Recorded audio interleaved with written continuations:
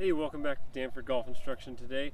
Today we're going to talk about the club at the very top of your swing. We're not going to really talk about arm angles too much, but what the club looks like at the top of your swing, and if you put it into the wrong position, how much it affects your downswing and into your impact. All right, so you can have a perfect looking backswing, but if the club looks like it's the wrong spot on top, all right, so we're talking club face and where the shaft goes, you're going to make some huge compensations that's going to really tell you a lot about your swing. So some of the faults that you come into contact or that we talk about today might be something that you're really struggling with, but you don't know why that's happening.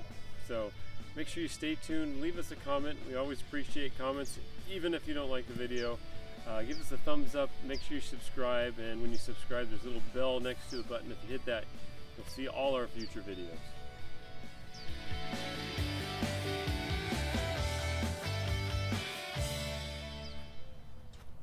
So let's say that you have watched a bunch of YouTube videos and you've seen all the takeaway videos, all the swings to the top, all right? And you've been working hard on your golf game, because if you're watching this, most likely you're working on your golf game, or that you're trying to teach yourself through YouTube videos, which is somewhat confusing, all right?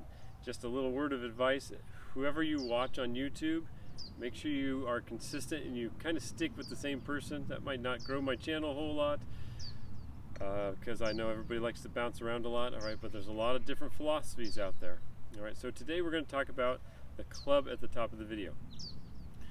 So first things first, we're going to see a lot of golfers who take the club inside, all right, and then when their arms rise, the club gets across the top, all right, across the line, across the top, whatever you want to call it. You can even have a really good backswing, say everything's on plane, you get it to the top, and then your wrists just kind of push it across the line.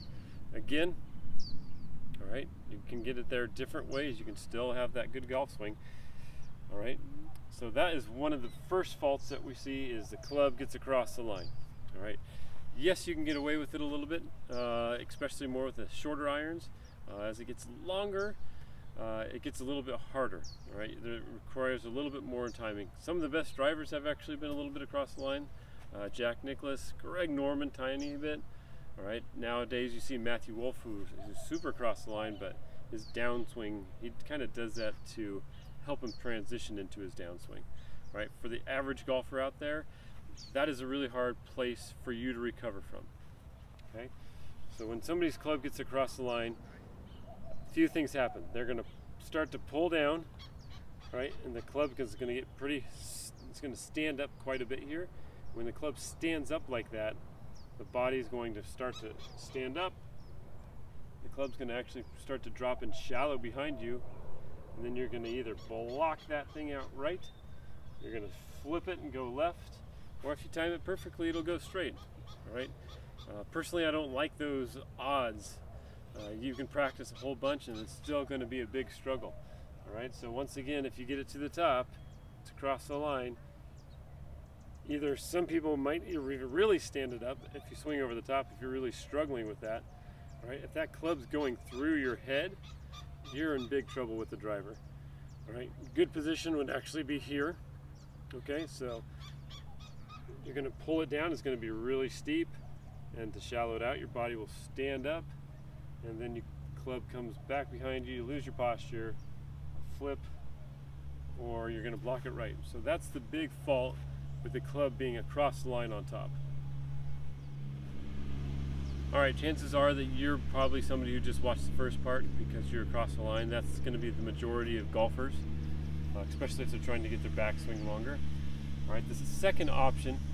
If you're not across the line, all right, is that you're going to be laid off. So you can take it inside, you can do whatever you want to, but club being laid off is when it's over here like this. All right, a few things happen from here, all right? This can be a more successful position than across the line, because if you drop your hands correctly, at least you're probably going to drop the club down into more of a shallow spot, and then you can just turn into it, which is a lot easier, but most of us don't have that timing, right? We're not patient enough to wait on that. So a lot of us get it laid off up here, and then we pull down with our hands, and the club once again stands up a whole bunch, all right, and then you have to try to stand up out of it to fix it. So really the big problem with a lot of driver swings is the club stands up too much. It doesn't lay down, it doesn't shallow out enough. All right, so if you get that club to the top and it's laid off, all right, you drop down, great, that's awesome. It's gonna be, you're gonna hit the driver probably pretty good. All right, but if you get it laid off and you're really used to pulling down hard and the club really standing up or throwing outside the hands, right, because a lot of us cast it from up top, right? If the club head is outside the hands here on the way down, it's steep, you're gonna really struggle with the driver, all right? On the way down, the club should be hiding the hands here or a little bit underneath with the driver. It helps you deliver it a whole lot more. All right, so we've talked about across the line, we've talked about laid off, some of the issues with both. This is what the club should look like at top, all right? And I will put a picture of an Adam Scott driver swing next to me here. All right, so you'll see when he takes the club away, yeah, he's gonna be on perfect plane. But when he gets it to the top of his backswing, you're gonna notice that the club head is being hidden by his hands, right? If you can't turn that much and the club's there, that's fine, it's not a big deal, right? But we wanna get it to that spot where it feels like it hides, right? And his club face is gonna match his left forearm, all right? Or right here, it's gonna match his spine angle, right there, and then we get it to the top.